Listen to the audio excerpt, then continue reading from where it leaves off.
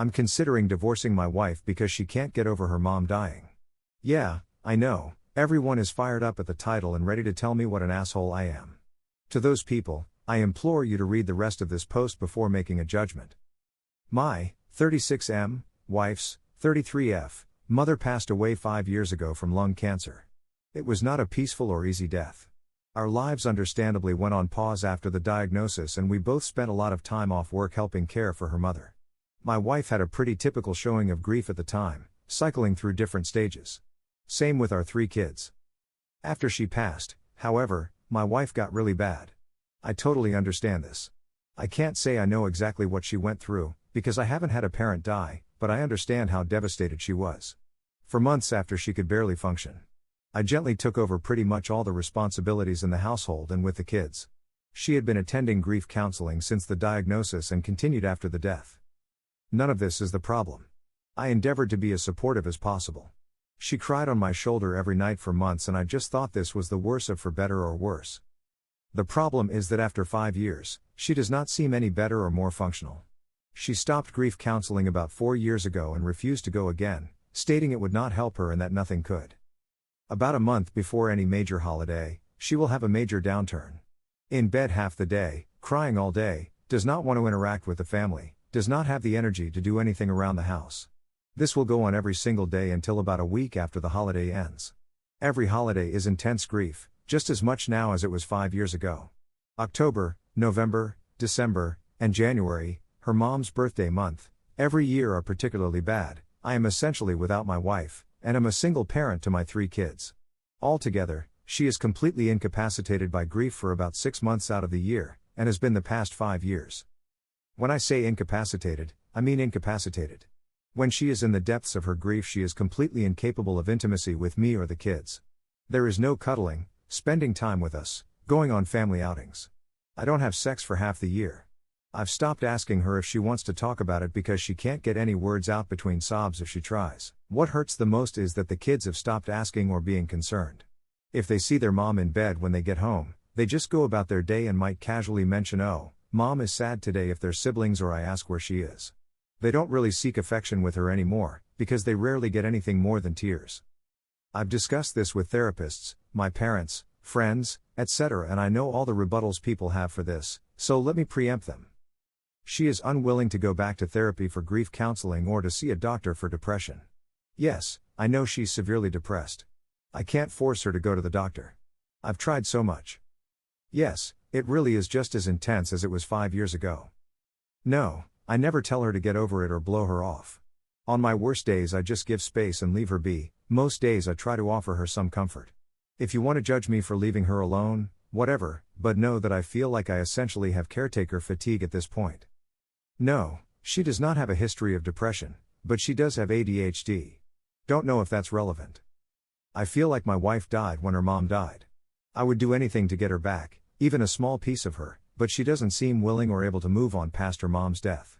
I feel awful for considering a divorce, but I don't know what else to do. First update. I posted a few days ago, you can check my profile for that post. I just kind of threw that post together as a stream of consciousness vent on my break at work. I didn't go back and look at it until later because I just assumed it would get buried since I've never had anything I posted get any major attention.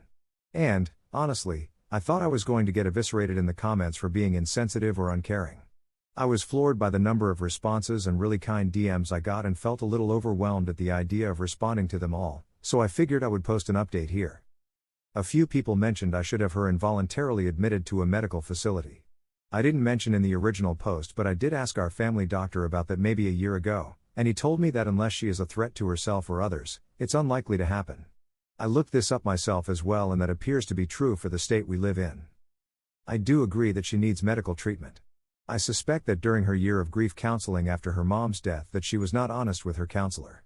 I have a distinctly sad memory of her coming home after one of her last sessions and telling me that her counselor said she probably wouldn't need to go much longer. Then she went and laid down on the bed and cried. I haven't been able to convince her to go back to counseling. However, I'm glad I posted to Reddit, because somehow I hadn't really considered that she might need more intensive treatment than just counseling.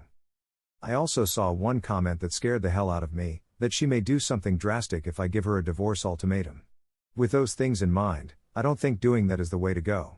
Instead, I'm planning to write her a letter explaining how we need her back, and that we love her and care for her deeply, but she needs more help than we can provide alone, and tell her that she needs to go to the doctor and be honest about what she's been going through. Thank you for your advice, everyone. Second update. I wasn't planning to post again but got a lot of supportive messages asking for an update, so here we go. My soon-to-be ex-wife has completely lost her fucking mind. After my last post I spent a couple of days writing the letter to her. In it I explained that the kids and I love her dearly, and that we're concerned for her. I outlined all the worrying behavior and told her that I believe she needs to seek additional medical care. I explained that it sounded like she had complex grief, thank you everyone who pointed that out, and that the grief therapy she went to years ago was insufficient to help her get through it. I did not say anything about potentially divorcing her, but did say that the kids can't continue to live in their current situation. It was a long letter and I don't really feel like transcribing it here. I read the letter to her the same night I finished writing it after the kids had gone to bed. After I finished reading, she just stared right through me, 1,000-yard stare, for probably 15 minutes, then finally stood up and started walking to the door. I panicked and tried to stop her, asked her where she was going. Can we talk about this? I'm concerned for your safety. She rolled her eyes at me and said in the coldest voice I've ever heard her use, I hope when your parents die someone doesn't tell you to get over it. After that I didn't try to stop her, I just let her go. I was pissed off for maybe 5 minutes before the panic set back in. I legitimately thought she was going to end herself. I checked my phone and she had turned her location off. I called and texted probably 50 times over the next hour, begging her to at least let me know she was okay and that she wasn't going to do something drastic. Right before I was about to call the police, I got a call from her phone. I answered immediately, and before I could get much of anything in, a man's voice told me she's fine but she doesn't want to talk to you, and hung up. I felt like I was having an out-of-body experience at the time. I had no idea what the fuck was going on. I almost called the cops anyway, but I was disassociating hard and talked myself out of it. I kept calling her phone all night but no one picked up again. After about 2 a.m. it started going straight to voicemail. I barely slept that night. When I woke up the next day she wasn't home. I took the kids to school/daycare. I normally do this and my wife is normally still asleep while I do, so thank God they didn't ask where mom was. I tried calling my wife's phone more all morning but still voicemail. I called her office and asked if she was at work, and they told me she had called in sick. I called in sick to work as well and basically just sat on my couch, trying to get a hold of her, while being a nervous wreck. I called my mom as well and asked if she could pick the kids up from school today and watch them overnight.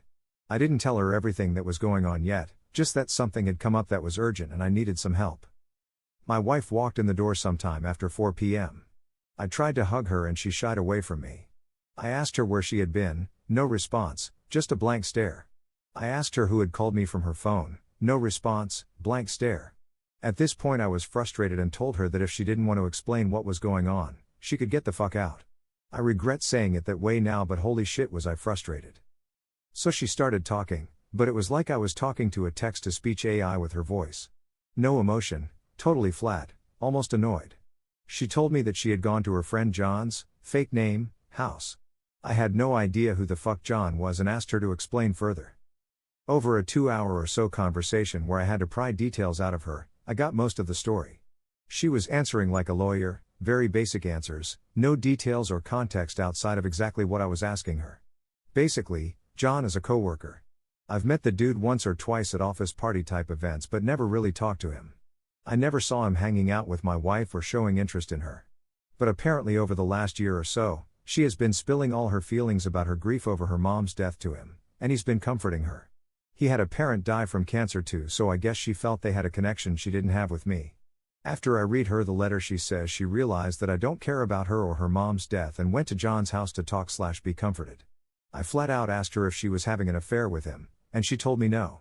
I asked her why she never mentioned she was close friends with this unknown guy, and she told me it was none of my business. I asked her if anything had happened between them while she was there, and she says they cuddled and he held her while she cried. I asked to see her phone to check messages between them and she refused. I couldn't get much more detail out of her about the whole situation. So when she went to take a shower, I tried to check her phone. She had changed her passcode. I grabbed her iPad, which still had my thumbprint biometric signature in it, and checked there. I left the house with the iPad to look for evidence while she was in the shower. I did not immediately see any messages to or from a John, but after digging briefly, I found it. She had put him in as Stacy in her contacts, but it was obviously him. There were texts going back well over a year. A lot of her talking about her mom, a lot of him comforting her. A lot of him telling her I don't really care about her, and that he would never treat her that way if they were married. All of her replies were in agreement. A lot of texts from her complaining about me. A lot of him trash talking me. The night she left, she had texted him, "Fuck it, I'm on my way over if the offer is still there," followed by an immediate yes. Reply. Then the next morning, a text from her to him saying if he asks, "We just talked." I threw up out my car door in a Walmart parking lot for 20 minutes. I came home and found her on the couch on her phone, seemingly unconcerned or unaware I had even left. I told her that I knew, and that she needed to leave. Again she just stared at me for a while, not responding, until I got aggravated and told her to get the fuck out of the house. She immediately got up, told me John was right about you, and left. I haven't seen her since. I told the kids she went to visit her parents. I don't know what to tell them, but I have to tell them something soon. I don't really even know what to do. Ostensibly I need to divorce her, but going through custody, child support, etc. is dizzying. I feel paralyzed and haven't made a move yet. I know she's lost her mind and this is probably some kind of psychotic break, but I just can't care anymore. I put on a brave, numb face to go to work, then for my kids at night, and then cry after they go to bed until I fall asleep. I feel like my life is essentially over. I do feel like John took advantage of her vulnerability, but I don't even want to bother trying to get her to see that he's a predator. She chose this over her fucking family that is stuck with her. I don't think I'll be posting any more updates or logging into this account anymore.